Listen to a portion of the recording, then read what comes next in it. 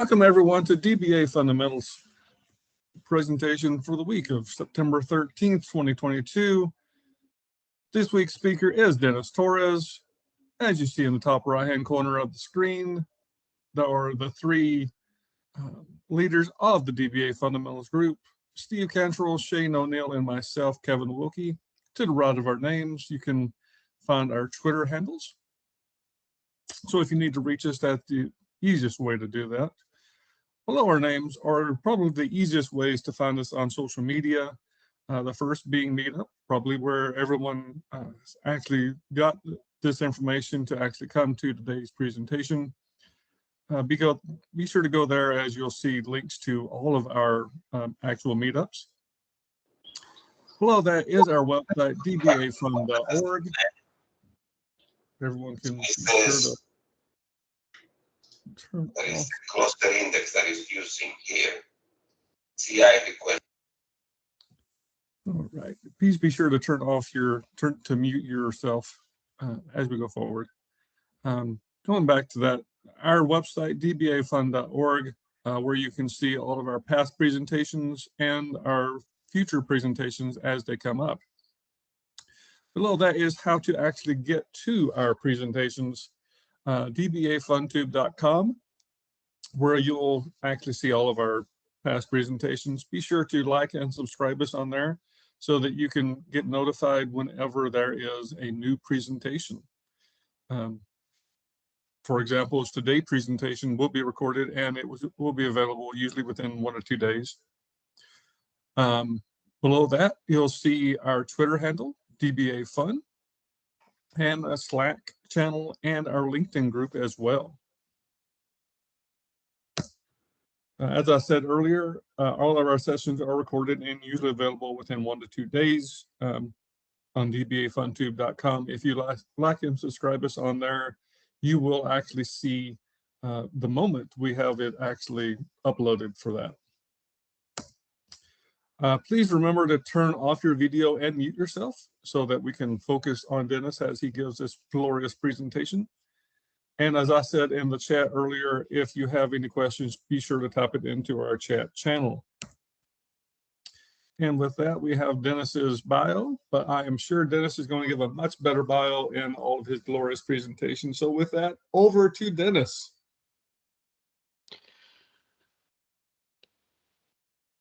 Hello, everyone. Thank you for attending this session at this DBA Fundamentals Meetup. So let's talk about achieving wonders with Query Store, which is a very important feature in SQL Server, which was released on SQL Server 2016. This is me. My name is Dennis Torres. I live in Malta. I'm Brazilian, living in Malta. I'm the leader of the Malta Data Platform User Group. You can see on the screen my contacts. You are all welcome to connect on LinkedIn, YouTube, Twitter. It will be a pleasure to stay in touch. So this is the agenda today.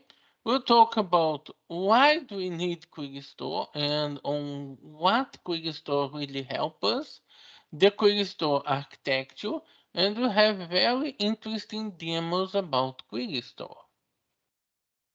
So why do we need Query Store? So there are many usual problems on production environments which were extremely difficult to solve before SQL Server 2016 or when you are not using Query Store. For example, when the user comes to you and says, oh, our queries are becoming slower. The queries are sometimes slower and sometimes they are faster. And if I change this, how will this affect my queries? Configuration, for example, or some detail on the database. If we make this change, how this will affect my queries? So these are challenging problems, especially before Query Store. These were challenging problems. And the main question is, what has changed? When they say, Oh, the queries are becoming slower. What has changed to make the queries become slower? Oh, the query sometimes is faster, sometimes is slower. What is changing in the middle of the production work that makes the queries slower? This is the main question. What has changed? And Query Store comes to the rescue. Query Store can help us to answer this kind of question. What Query Store does, it keeps a record of every executed query. Why? Keep a record of each different plan for every query. So a query can sometimes change its execution plan. Sometimes you get a new index, sometimes the amount of data changes, and a compilation of the query can decide, oh, let's change this plan and use a new plan. The query store keeps a record of all the plans used for the same query. Query store summarizes execution statistics for each query plan. So get a summary about the statistics of each query plan. And some basics about how Query Store works. Query Store can be enabled or disabled on the database level. So we choose which of our database will have Query Store enabled or disabled. And the information that Query Store collects, all this information that I mentioned, the record of the executed queries, the different plans for every query, and the summary of the statistics, everything is stored inside the database where we enabled Query Store. And what's the result? If a query plan changes and the execution statistics becomes worse, the Query Store history is able to identify it. Before we had Query Store, before SQL Server 2016, when the user says, oh, my query became very slow, we had to dig a lot to discover what changed, what made that query slower, what turned that query into a slower query. But with Query Store, using Query Store has the entire history of all the plans that query already used. And Query Store can identify, oh, this new plan the query is using now made the query slower than it was usually. And this situation where a query plan changes and the query becomes slower got a name, especially because it became common to handle the situation using Query Store. So this situation got a name we call query plan regression. When a query gets a new query plan and that query plan is worse than the previous one, so that query is being affected by a query plan regression. So another query plan, to solve the query plan regression, one easy workaround is to force another query plan. So we can check the history on Query Store and force another query plan which is better than the current query plan. Of course, this is an easy workaround. In a perfect scenario, in a perfect world, we should discover what made the query plan change, what caused the change on the query plan, and analyze the performance according to this, according to what we discover. But for a fast solution, we could just use Query Store to force a node query plan for that query. So the question, what has changed? This makes Query Store also great for upgrades or important configuration changes. When we would like to upgrade an old version of SQL Server to a new version of SQL Server, or when we would like to change a configuration and be sure that that configuration change will not make our queries worse. So this can be used for upgrades and to analyze configuration changes. Ed is asking about the overhead cost of running Query Store. It depends a lot. Query Store has a lot of configurations that can handle the overhead. You can control these configurations. Query Store can collect less data and reduce this kind of overhead about running Query Store, or can collect more data and be more precise but have some overhead when running Query Store. It depends, it's configurable. I left the details about the configurations to the end of the session. We'll get there. So, an example. Let's imagine that we are planning an upgrade for SQL Server. So we can move our database from an old version of SQL Server to a new version of SQL Server. From SQL 2016 to SQL 2019, for example, and then keep the old compatibility level. We keep the old compatibility level to be sure that that database will be running in the most similar way possible as the old SQL Server. Then we keep Query Store enabled for some time, collecting the information about how are the queries performing on that environment. After collecting some time of data, we can change the compatibility level and then update the compatibility level to the current SQL Server. After changing the compatibility level, it's very possible that many query plans may change due to the new features of the new version of SQL Server.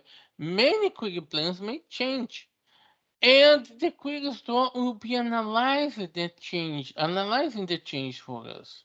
So we can check if any query plan regression happened. If any plan became worse after the upgrade, we can check that. But not only we can check that, Query Store advises us. Query Store has many methods to advise us about query plan regressions. For example, an example, this is a bit older slide. It was talking about a migration from SQL Server 2016 or 17, an upgrade to SQL Server 2016 or 17. Upgrade the server version, keep the old compatibility level, turn on Query Store, creating a baseline. So when you turn on Query Store, the information created by Query Store also establishes a baseline of the execution of your database server. So, creating a baseline of execution of your server was very difficult before. We need to use third-party software for that, to really collect real useful information. But Query Store can be used for that since SQL Server 2016. So we establish a baseline of the execution, then we change the compatibility level. Changing the compatibility level may change the level of performance of our queries, and then we can analyze if any plan regression is happening, and the first workaround may be to force old query plans to ensure that we will prevent query plan regression. Of course, in a better scenario, you can even analyze deeper what is causing the plan regression, what's causing the query to perform worse than it was before. but a fast workaround is to force the old query plans. So let's talk a bit about query store architecture, writing architecture. So query store has many internal tables. We don't access directly these query store tables. So when a query is compiled, the query test and plan of this query is captured and is stored in these internal tables. And this capture and the storage is asynchronous, not synchronous, to prevent to affect the execution process of this query. And when this query is executed after being compiled, so query store captures statistics of the execution of this query and also save these runtime statistics to internal tables. But in fact, what query store saves is a summary of the runtime statistics. We are not getting statistics execution by execution, one by one. Query store has a configuration which defines a period to make the collection of the runtime statistics. For example, we can define a period of 15 minutes, 20 minutes. We can define a period of 5 minutes. And this is related to the question that Ed asked. What kind of overhead query store could cause?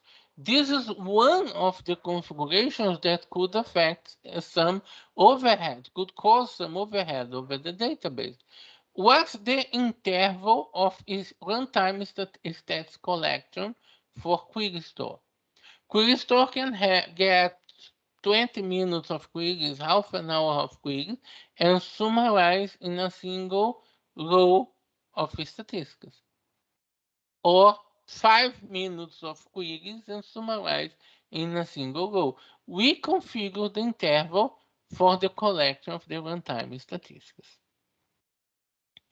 And about the reading architecture, we don't read directly the internal tables. We don't access directly these internal tables. And query store has in-memory data, and the data from the memory is asynchronously saved to the disk, exactly to prevent to block any current activity in the database. So we don't access this directly. We have query store views, and we access the query store views to retrieve this information related to query store, the information that query store is saving. So we use the query store views to retrieve this information that query store is saving. So the schema of these views that query store offers to us. How is the schema of these views? So we can summarize the schema of these views in more or less this schema. So we have a view which stores the queries. Each query is stored on this view. How query store makes a difference between one query and another query? Is text-based.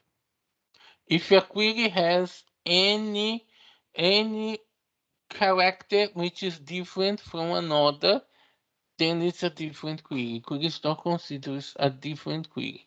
So the queries are identified based on the absolute text of the query.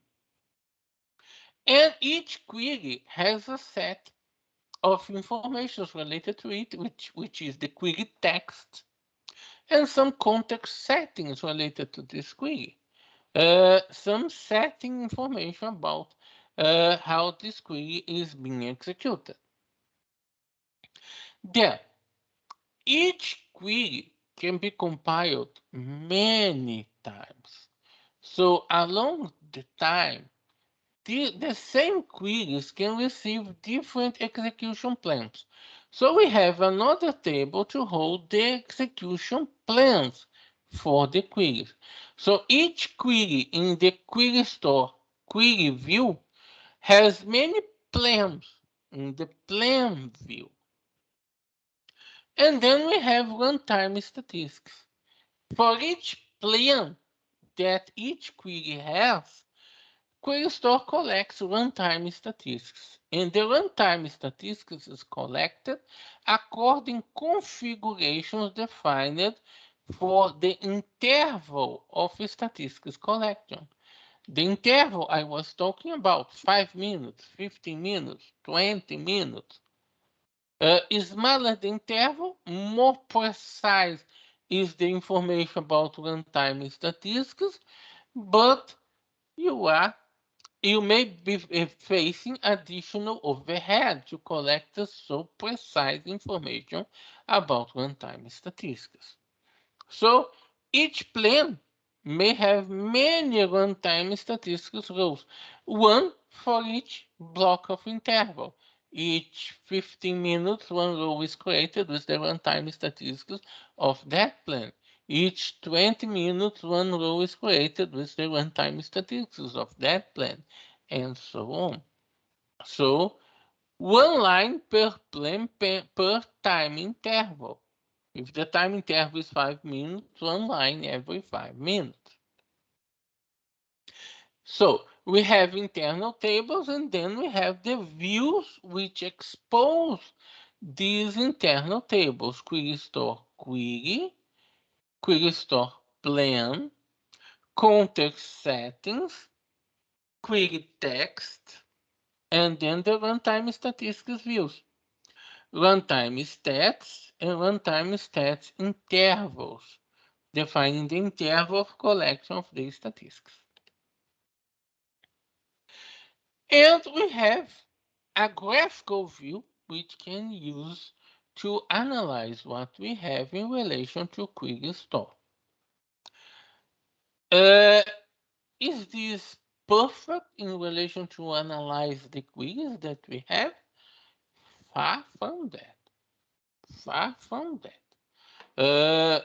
The visual that we already have in Management Studio is an initial visual, a basic visual that we have to analyze query store information, but is a great starting point. To make deeper analysis, we need to query the query store views. We need to get information from the query store views to make deeper analysis in relation to our queries. Let's see a demonstration about how this I'm talking about. So I already created here a database. The database is called, sorry. Let me open a tool for Zoom. And the database is called Query Store Demonstration. So this is the database I just created. So what I created inside this database, I created the database. I have this script to create the database. Then I created a table called dbStore. It's a dummy table only for our example today. So this table has 3 fields, C1, C2, and C3. And I created the store procedure to help with our demonstration. The store procedure receives a parameter and makes a query on this table, on the table dbStore, filtering the field C3 based on this parameter.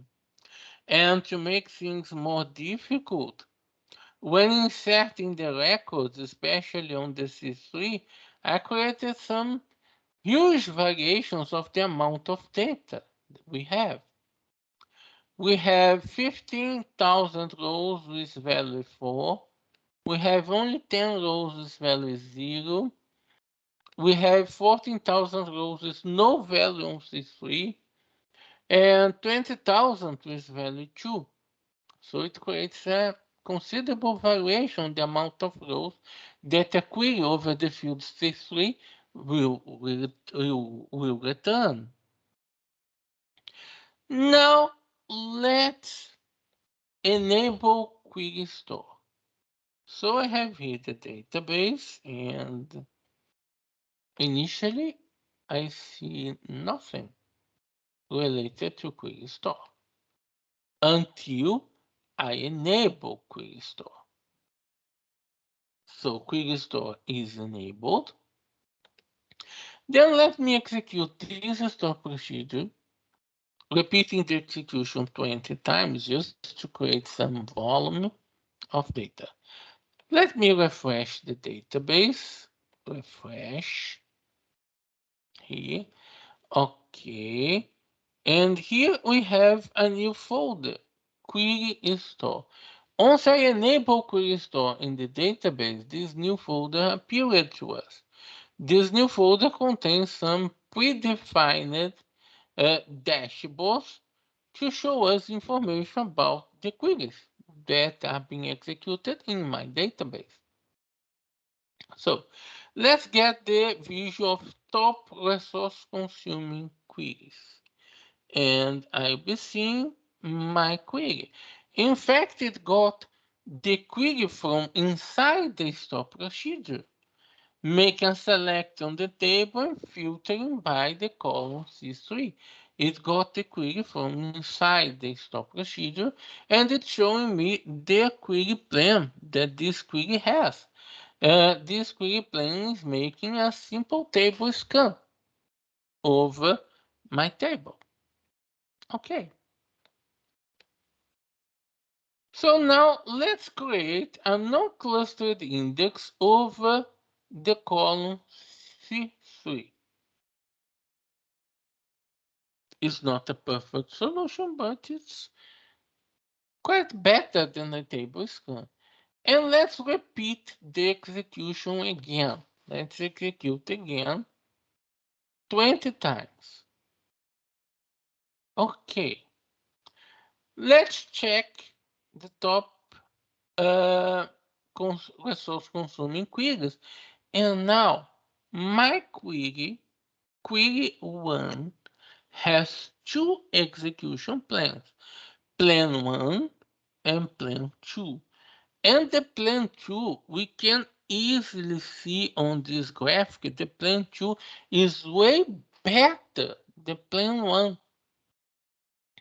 The plan 1 was consuming a lot of resources, and the plan 2 became way better than plan 1, because now the plan 2 is using the non-clustered index I created.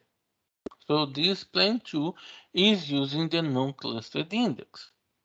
I can compare the plans. If let's imagine more complex situation where I can't really visually see the difference of the plans. So I can make a compare of these plans. So compare the plans, and it shows me the comparison between the plans and highlights the biggest difference between the plans. It's showing to me one plan, the plan 1, is using a table scan. The other plan is using an index seek. If I still have questions about which one of these plans is better or which one of these plans is worse, in case I still have questions about this, when I'm comparing two plans, the Management Studio opens a property window showing the information, the technical information about both plans. It shows the technical information about both plans and highlights the different properties about the plans.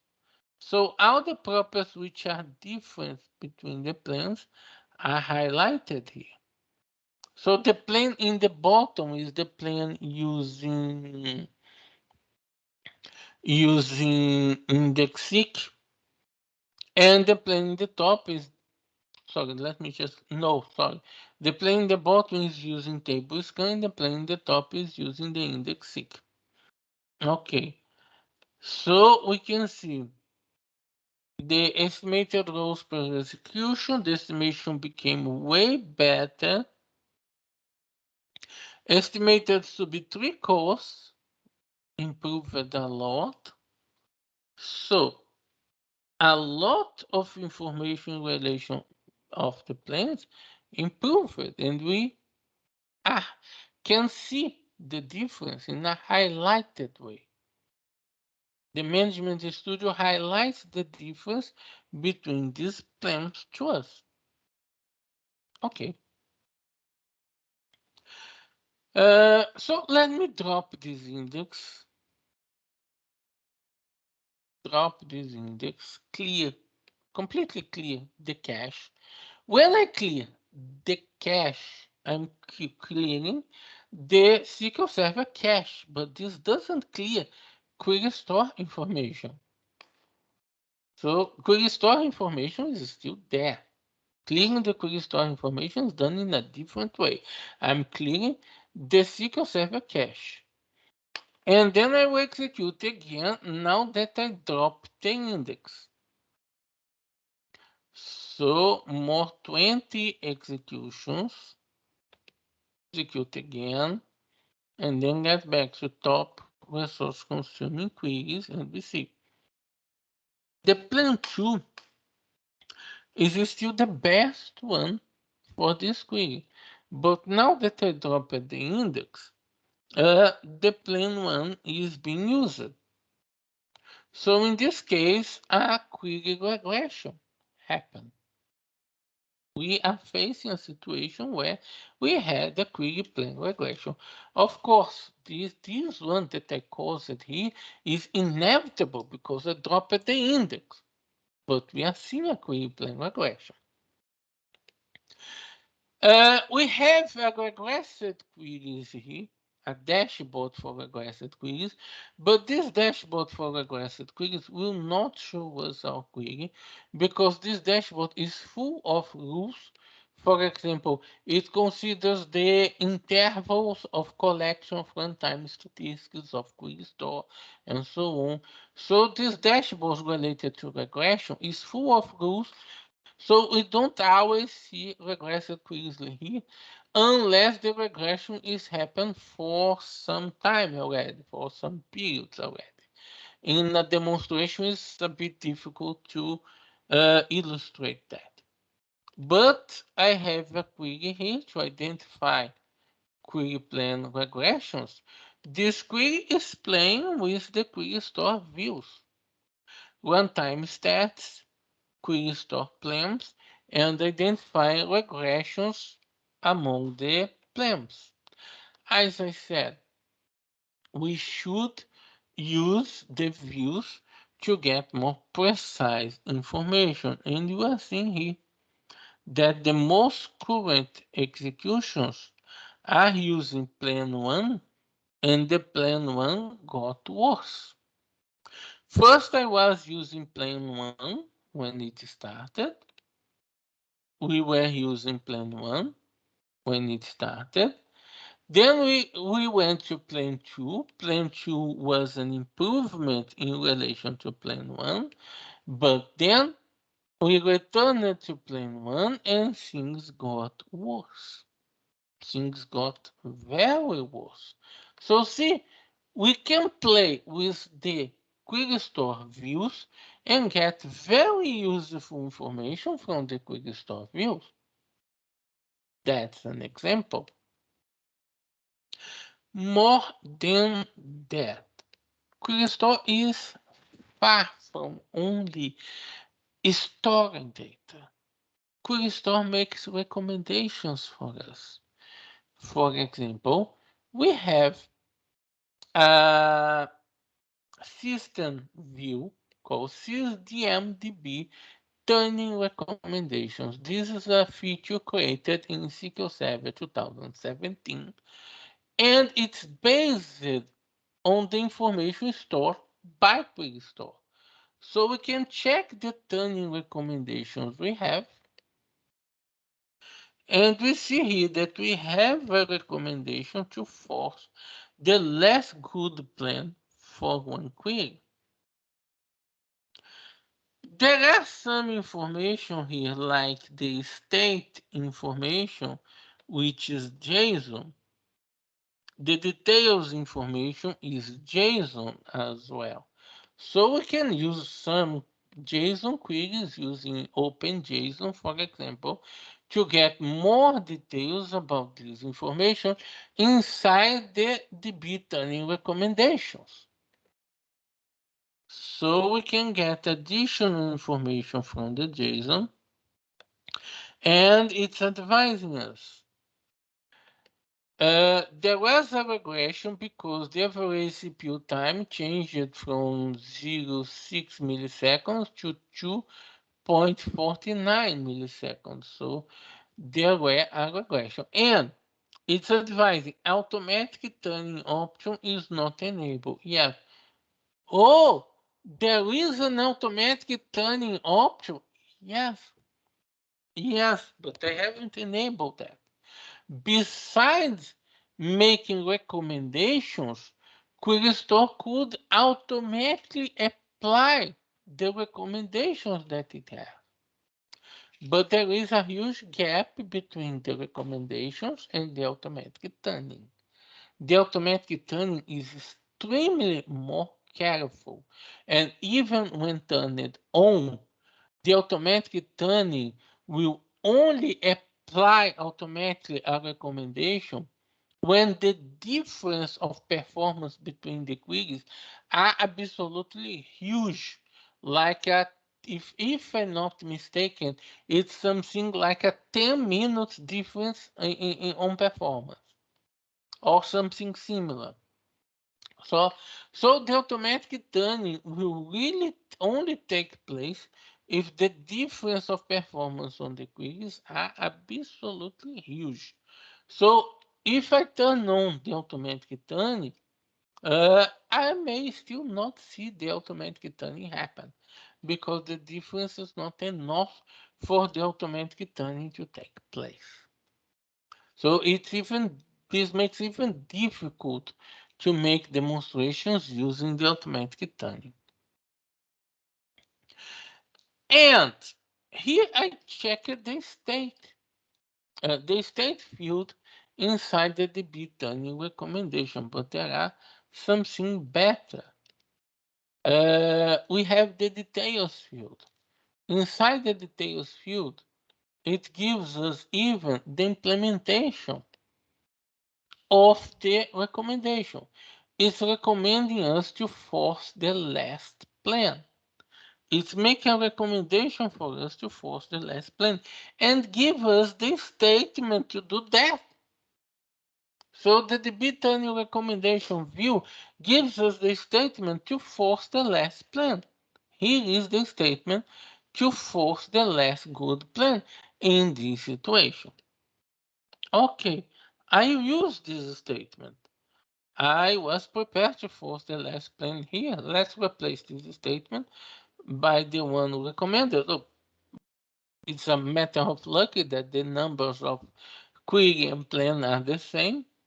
Okay, but before doing this, I'll go to extended events. Extended events, they are absolutely great to give us information about what's happening in our environment. And one interesting event in relation to Querystore, especially if we plan to use forced plans, if we are intended to use forced plans, is the event called Querystore plan forcing failed. So this event can tell us when a forced plan failed. So I create this extended event in my environment. That's it. So on management, extended events, here I have exception, forced plans problems that I just created, and this session is capable to identify some failure on forced plans. So let's watch live data from this session. let's leave this open and continue our demonstration. So now that I did this, let's force our plan. Force the old plan for this query, the old plan, the plan 2, which is the plan which used the index. So let's force the plan 2, which is the plan which used the index. Let's take a look on our top resource consuming queries. So the force plan is disabled. Take a look. We have on the graphic one mark here pointing to the forced plan, telling us that the plan is being forced. This plan is being forced. Okay.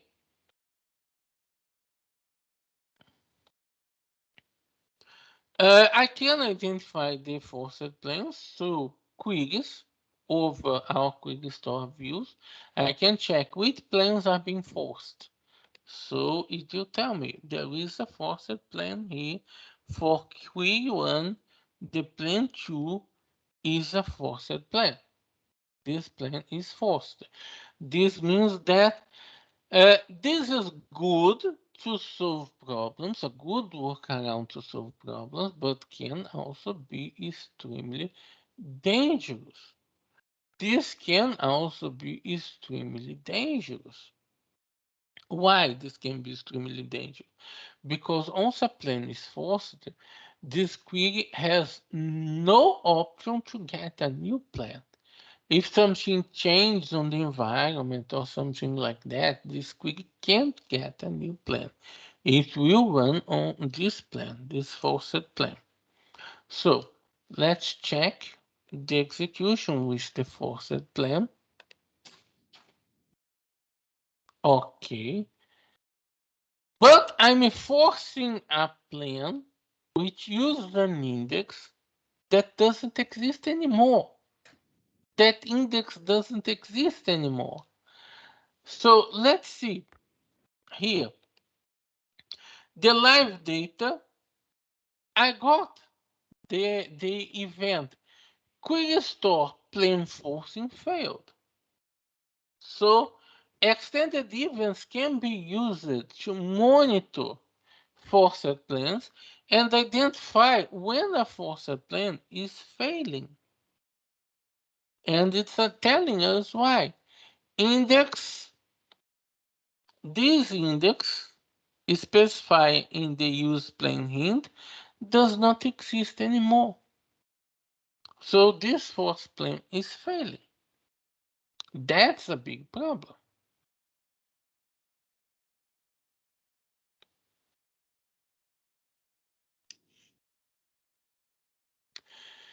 And let's check the tuning recommendations again.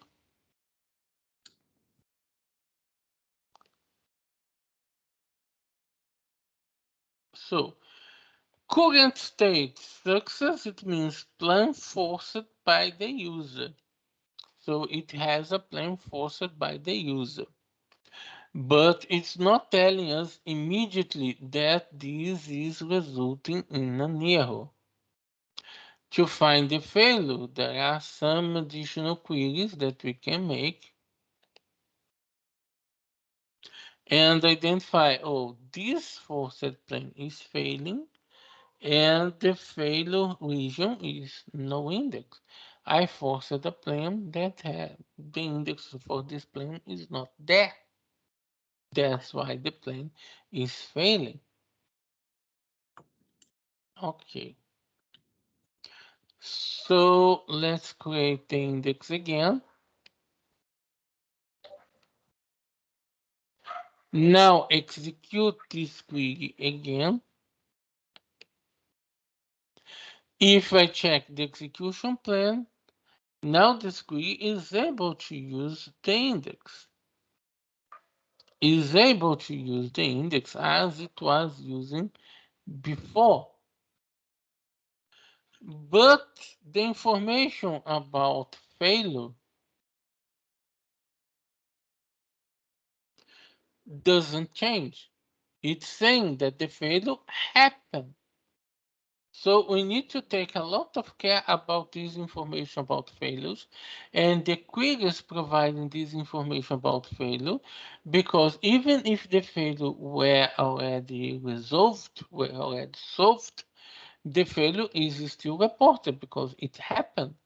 So it happened. It may not be happening anymore, but it happened.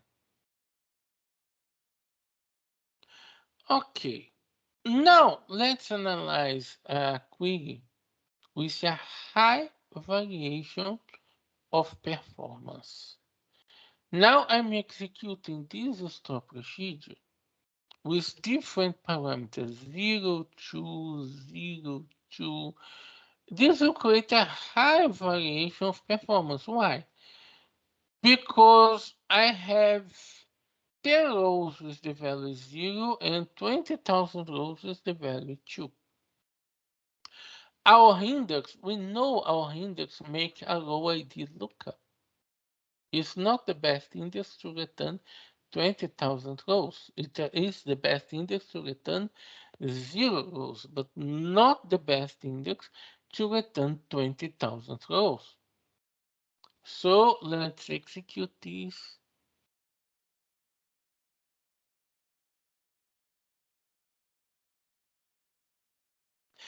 This is a problem called parameter sniffing. The parameter used for the query makes the plan of the query to be a bad plan. So the parameters should use a different query plan, but usually the compilation puts one plan for the query, doesn't care about the parameters. But in this case, we have a parameter sniffing problem, because according to the parameter, the query will perform well or will perform very badly. So we see the same plan, plan 2, which is still forced. Sometimes it has terrible performance, and sometimes this plan has a great performance. One way to check which queries are suffering from parameter sniffing problems is to check the consumption of the queries. We can choose one of the consumption variables and check the standard deviation of this value. The standard deviation of this value will tell us that the performance of this query varies a lot. Sometimes this query performs great. Sometimes this query has a terrible performance. So the performance of this query varies a lot. In fact, Query Store in SQL Server 2016 was the first tool to provide us a method to identify which queries in our environment are suffering from parameter sniffing by checking the standard deviation on the runtime statistics of the queries collected by Query Store. It's the first method that we have to check that. And we can just make a simple query for that. It's not so simple. This is a custom function. This is a custom function. I have this custom function here built exactly to identify queries suffering from parameter sniffing. So I can execute this.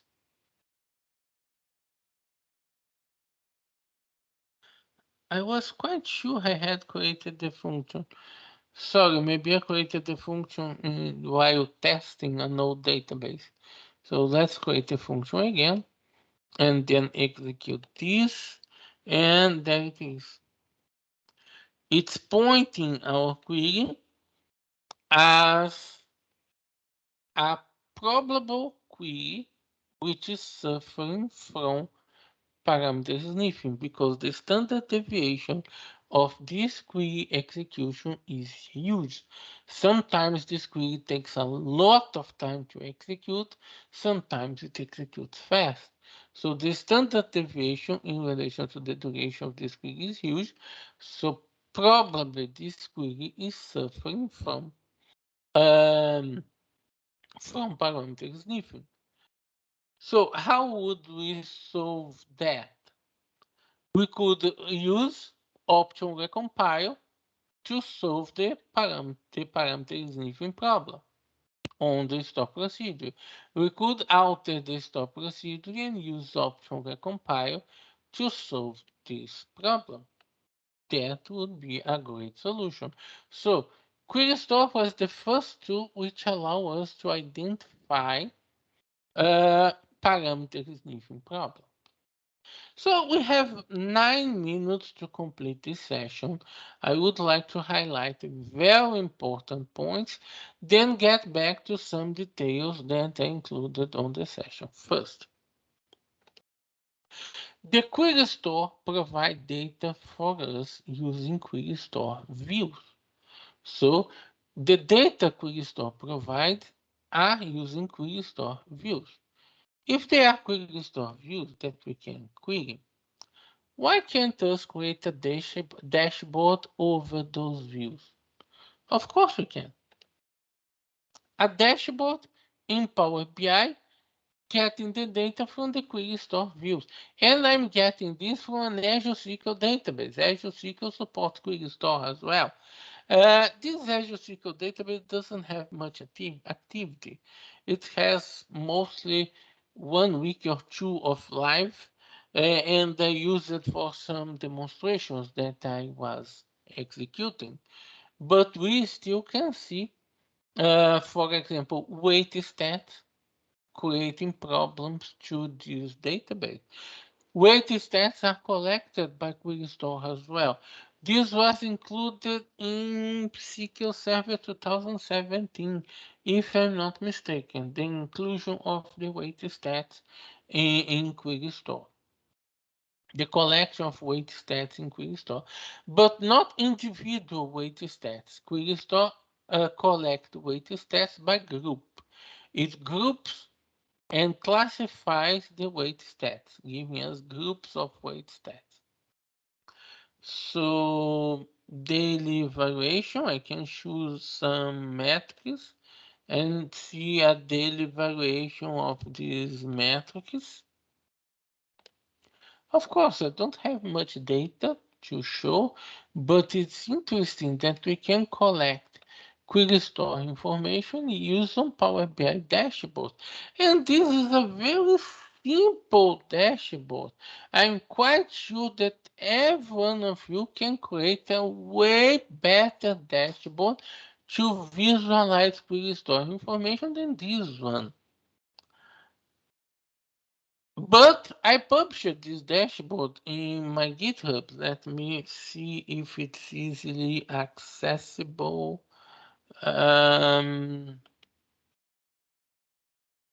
Yes. I published this in my GitHub. It's a template. It's exactly a template, Power BI template for this dashboard. So feel free to check, download this, fork, make improvements. Let's contribute to make this dashboard better and make a better dashboard to visualize query store information. So we can visualize query store information in this Power BI dashboard. Some other details that I think it's very important to highlight were about the future of query store. What comes next? First, we have query store hints. I wrote an article in Simple Talk about query store hints. What this means? This means that we can define that one specific query in query store, we would like to apply a hint to that query. recompile, for example, imagine that you found a query which is suffering from parameter sniffing, but you are not allowed to change the source application. What could you do? You could apply the option recompile link, the option recompile hint directly in Query Store. This is a new feature available in Azure SQL Database and only coming in SQL Server 2022. But Query Store hints and all the Query Store power are becoming the groundwork for extremely powerful features coming in SQL Server 2022. Parameter-sensitive plan optimization to identify and automatically optimize queries for parameter sniffing to avoid parameter sniffing. DOP feedback to manage the DOP configuration to allow our queries to run in parallel and identify the best DOP configuration for each query, max DOP configuration for each query. And cardinality estimator feedback. Identify if our queries are suffering for any specific feature generating the cardinality estimation, and then apply hints to these queries to adjust the queries and monitor the results.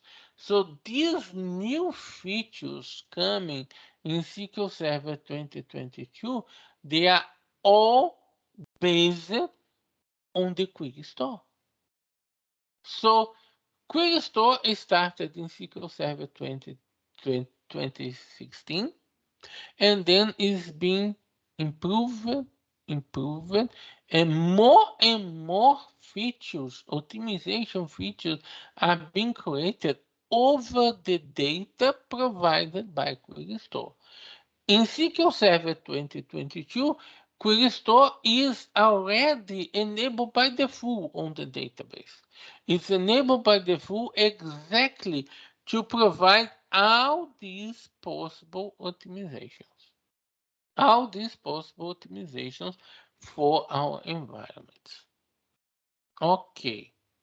So I'll leave here my contacts again and some links. The GitHub link where I store the Query Store dashboard that you can improve, fork, make pull requests for it to improve it, and so on. An article I wrote, a blog I wrote about Query Store hints in relation to Azure SQL, and they will be available in SQL Server 2022 as well. And another article I wrote about Query Store parameterization problems, how to identify the parameterization problems using Query Store. I already gave you an idea about this, but you can take a deeper look on the article. I'm sorry that there was not enough time to cover the configurations. I had planned here, there were some slides planned here to go deeper on the Query Store configuration and analyze how these configurations could prevent overload over the production database. But you can follow up with me by mail, send me a mail with questions, tweets, LinkedIn message, and we can talk about this subject. Not a problem. So I hope you have enjoyed this session. I hope you enjoyed this session. I hope you are prepared to use all these features in your production environment and you got many new ideas about what you can do to improve your production environment using Query Store. So thank you very much for attending this session. Oh, thank you so much, Dennis, for putting this presentation together. It was awesome. With that, we have come to actually the end of our time together. So if you will please remember to join us next time. We have Matt Gordon talking about crushing a cloud migration, moving mountains while migrating data on October 4th. So please come back and join us then. Until then, I must bid you all adieu. Thank you all so much for your time today. Hope you have a great day, a great week, and we'll see y'all then. Thanks, y'all.